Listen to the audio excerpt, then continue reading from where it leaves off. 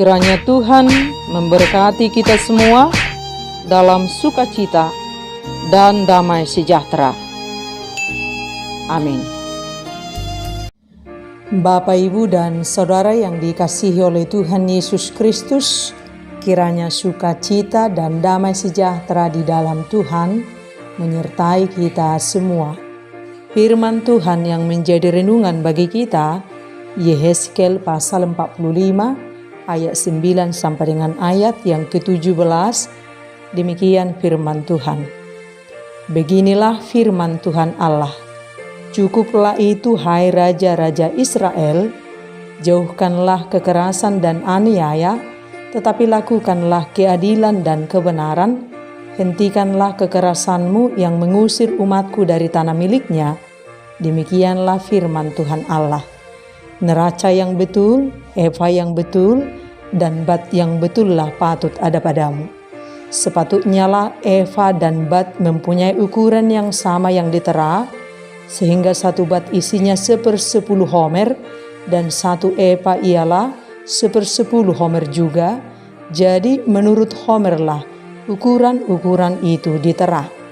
Bagi kamu 1 sikal sepatutnya sama dengan 20 gera, 5 sikal, ia 5 sikal, dan 10 sikal, ia 10 sikal, dan 50 sikal adalah 1 mina.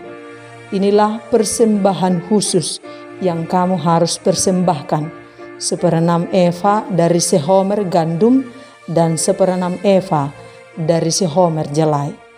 Tentang ketetapan mengenai minyak, 1/10 bat dari 1 kor adalah sama dengan 10 bat. Seekor anak domba dari setiap 200 ekor milik sesuatu kaum keluarga Israel.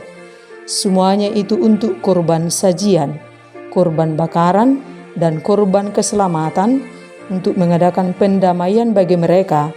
Demikianlah firman Tuhan Allah. Seluruh penduduk negeri harus mempersembahkan persembahan khusus ini kepada raja di Israel, dan rajalah yang bertanggung jawab mengenai korban bakaran, korban sajian, korban curahan pada hari-hari raya, bulan-bulan baru, hari-hari Sabat, dan pada setiap perayaan kaum Israel. Ialah yang akan mengolah korban penghapus dosa, korban sajian, korban bakaran, dan korban keselamatan, untuk mengadakan pendamaian bagi kaum Israel. Demikian firman Tuhan. Bapak, Ibu, dan Saudara yang dikasihi oleh Tuhan Yesus Kristus, tahukah kita betapa pentingnya seorang pemimpin yang adil, jujur, dan benar-benar bisa menjalankan amanat? Seorang pemimpin, pemangku kebijakan, pengelola yang baik, adil, jujur, dan benar demi kebaikan dan kesejahteraan orang banyak, menjadi contoh dan tauladan. Dan sesungguhnya sungguh mulia jabatan seorang pemimpin, karena Tuhan memilihnya untuk menjadi perpanjangan tangannya, untuk melayani, untuk menjangkau banyak orang dengan kewenangan yang dimiliki sebagai seorang pemimpin. Tapi apa yang marak terjadi di negeri ini? Berbagai media di Indonesia memberitakan pejabat negara tertangkap dengan tuduhan dan dakwaan berlabel pidana korupsi dan penyalahgunaan jabatan atau wewenang yang tidak amanah demi keuntungan pribadi.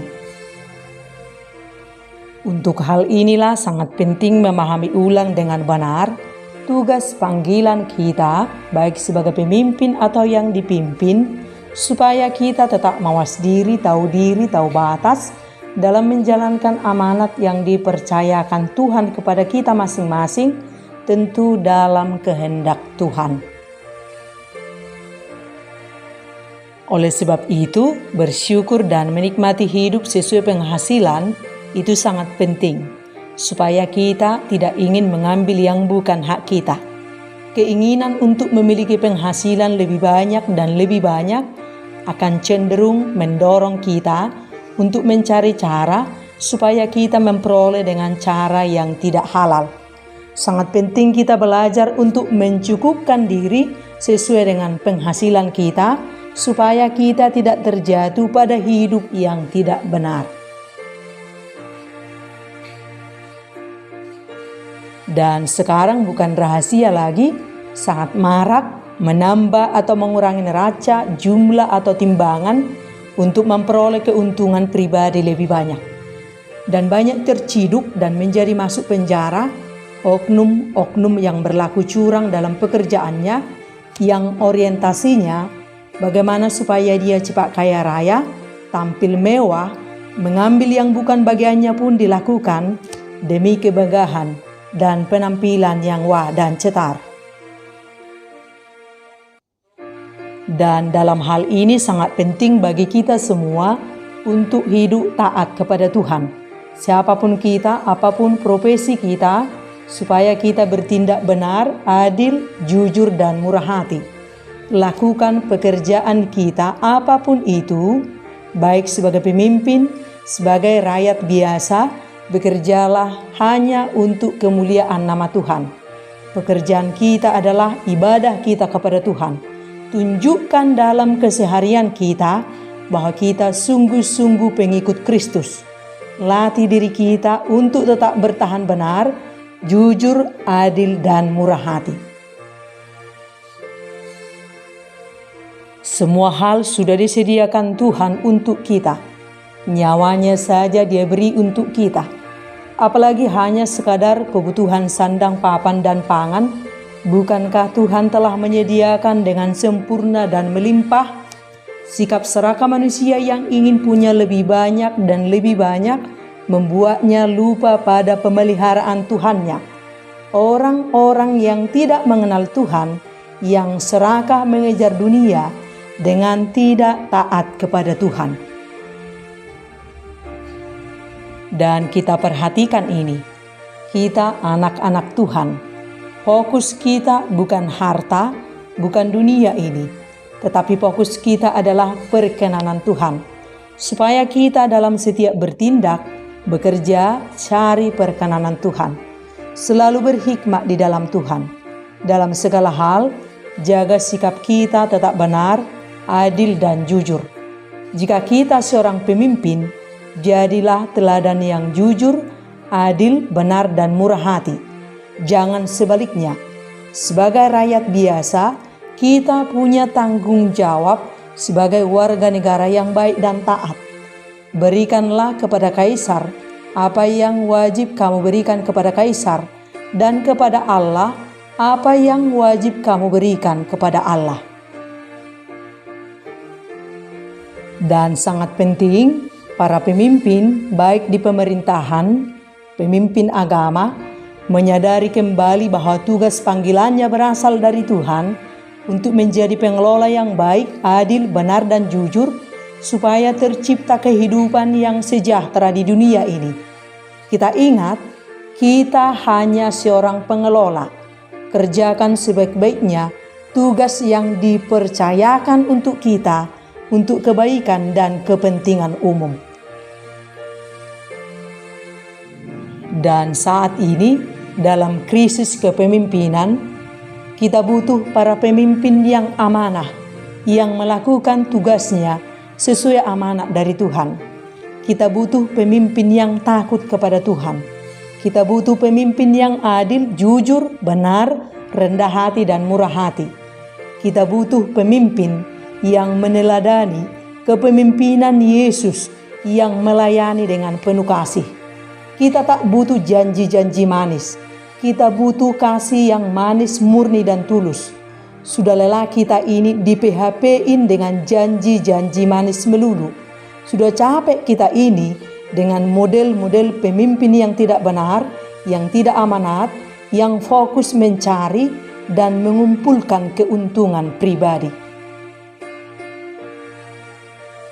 Dan dalam firman ini, Yehezkel mengecam para pemimpin Israel karena gagal memerankan citra diri sebagai pemimpin yang telah dipilih dan diurapi sebagaimana yang Allah kehendaki.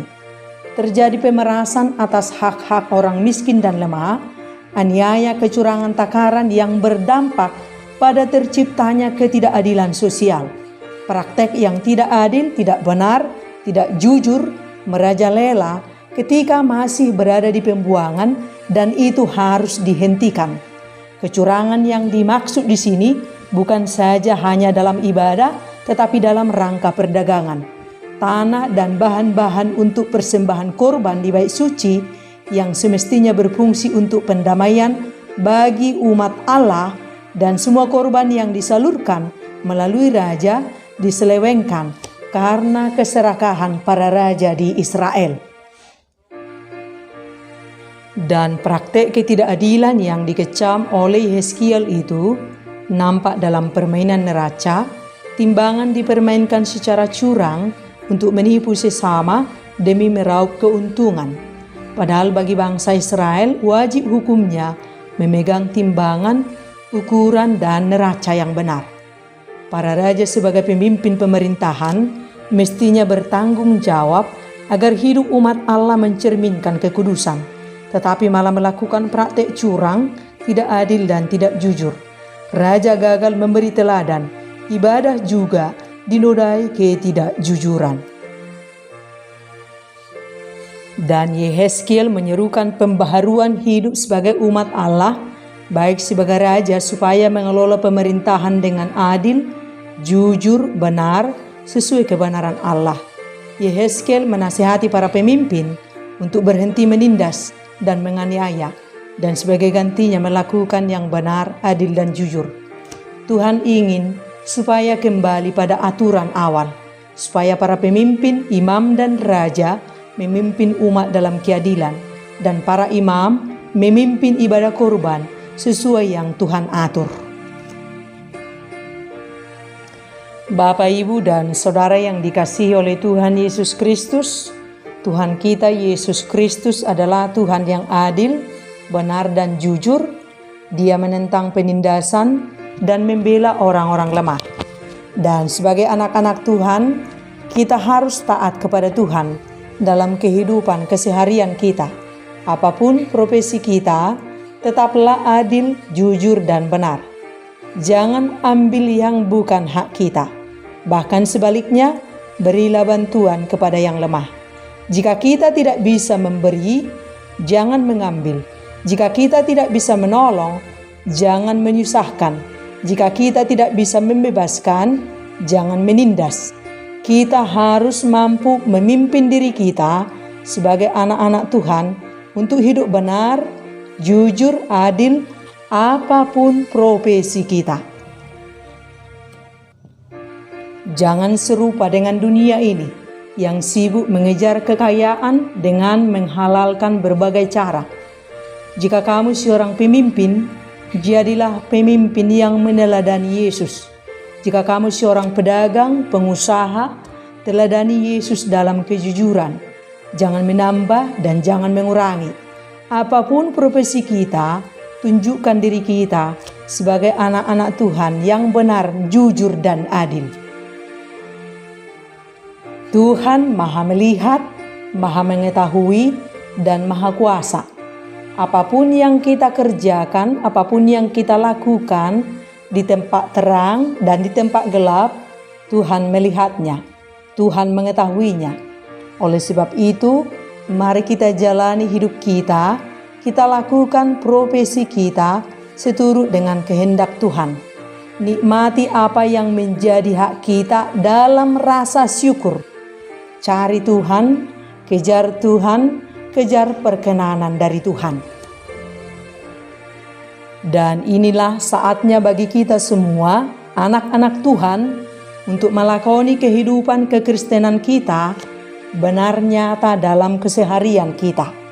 Mari kita ikuti apa yang Tuhan mau kita lakukan, dan jangan kita lakukan apa yang Tuhan tidak mau kita lakukan. Pertobatan kita yang sangat penting. Mari kita alami Kristus menjadi Raja dan pemimpin dalam kehidupan kita, dalam keseharian kita. Tunjukkan Yesus di hidupmu, supaya orang tidak mengolok-olok kekristenan kita. Kristen tetapi tetap mencurang. Kristen tetapi tidak jujur. Kristen tetapi mencuri. Kristen tetapi tetap menindas, dan lain sebagainya. Mulailah dari diri kita pribadi lepas pribadi. Tuluslah, jujurlah, adillah, benarlah, murah hatilah. Izinkan Kristus hidup di dalam diri kita. Di tengah-tengah kegandrungan dunia ini, di mana semua berlomba untuk menjadi kaya raya, berlomba untuk menjadi terkenal, maukah kita menjadi pribadi yang berlomba mencari perkenanan Tuhan, yang hidup dalam maunya Tuhan, yang hidup benar, adil, jujur, penuh kasih? Tuhan sedang mencari kita semua. Maukah kita? Mari putuskan hari ini bahwa hidupmu, fokusmu, tujuanmu adalah mencari perkenanan Tuhan. Apapun profesimu, Tuhan melihat kualitas kita, bukan kuantitas. Apapun profesimu, pastikan kamu sedang berdiri, berlari, mengejar perkenanan Tuhan. Sekali ikut Yesus, selamanya ikut Yesus. Amin.